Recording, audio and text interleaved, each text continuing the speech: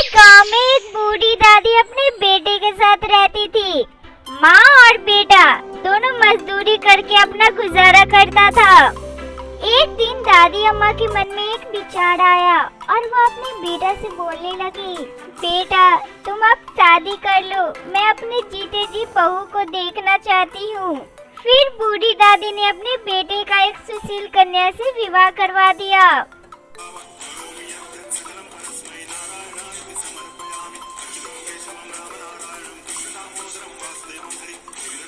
बूढ़ी अम्मा की बहू बड़ी संस्कारी और सुशील स्वभाव की थी। रोज सुबह उठकर घरों का साफ सफाई कर स्नान आदि करती, भोजन पकाकर फिर अपने घरों में ही भगवान शिव की पूजा करती।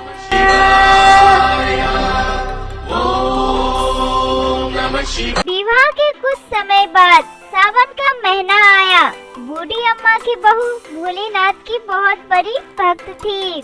उसके मन में यह विचार आया कि सावन के महीने में वह रोज भोलेनाथ के मंदिर जाकर उन्हें जल अर्पित करे। यह विचार उसने अपने सासू माँ से कहा, माँ जी क्या मैं भोले बाबा को जल देने के लिए मंदिर जा सकती हूँ? अभी सावन का माह चल रहा है, मुझे भोले बाबा को जल देने जाना है। अगर आप बुरा न मानो तो मैं मंदिर जा सकती हूँ। लेकिन अम्मा ने मना कर दिया और कहने लगी, मंदिर जाके क्या करोगी, घर में ही पूजा कर लो। मंदिर जाने से तुम्हारा समय भी बर्बाद हो जाएगा, उतना समय में तुम घर का काम कर लोगी। इतना सुनकर सीमा उदास हो गई और घर का काम करने लगी। उस दिन उसने अन्न भोजन भी नहीं किया। अगले रोज सीमा यमुना किनारे जल भरने के लिए गई। फिर उसने रास्ते में देखा गांव की दो औरतें पूजा की थाली सजा के मंदिर जा रही है। सीमा ने उससे पूछा, अरे बहन तुम दोनों कहाँ जा रही हो? वह बोली, सावन का महीना शुरू हो गया, हम लोग पूजा करने के लिए मंदिर जा रहे हैं। सीमा फिर उदास हो गई। लड़कियों ने पूछा, अरे बहन तुम इतनी उदास क्यों हो रही हो? वह बोली, भगवान शिव मेरे आराध्य है, लेकिन मेरी सास ने मुझे मंदिर जाने से मना कर दिया। तब लड़कियां बोली, तुम चिंता मत करो, तुम रोज इसी टाइम जल लेने आना और मेरे साथ मंदिर चल के भगवान शिव की पूजा करना। सीमा बोली, मेरे पास पूजा करने की कोई सामग्री नहीं है, अगर मैं घर से लाऊंगी तो मेरी सासू माँ को पता चल जाएगा। तब लड़कियां बोली, कोई बात नहीं बहन, तुम मेरी थाली से पूजा कर लेना।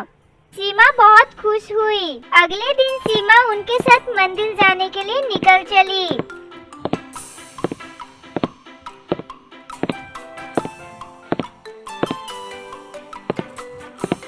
सीमा रोजाना भोलेनाथ की भक्ति भाव से पूजा करती और भोलेनाथ से बोलती, हे महादेव मुझे माफ कर देना, मैंने अपने सासू माँ से ये बात छुपाई है।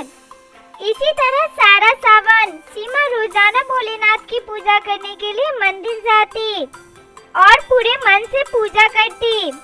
सावन के अंतिम दिन सीमा ने सोचा, मैंने पूरे माह भोलेनाथ को कुछ भी अर्पित नहीं किया, हर रोज उन लड़कियों की पूजे थाली से पूजा करती थी। क्यों ना कल मैं भोलेनाथ को अपने कानों की बाली अर्पित कर दूं? सासू माँ पूछेगी तो बोलूंगी खो गई।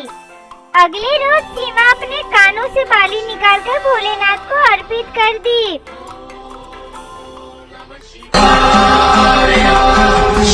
मंदिर से आने के बाद सीमा अपने रूमों में इधर से उधर घूमने लगी। उसे डर था कि सासू माँ की नजर उनकी बाली पर पड़ेगी तो वह उन्हें क्या जवाब देगी। यह सब विचार करते हुए सीमा अपने रूम में घूम रही थी। दोपहर हो गई। बूढ़ी अम्मा की नजर सीमा के कानों पर पड़ी।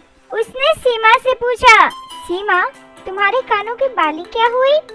सीमा बोली, पता नहीं अम्मा, कहीं खो गई है। अच्छा तुम ये बताओ, तुम आज सुबह से कहाँ कहाँ गई हो?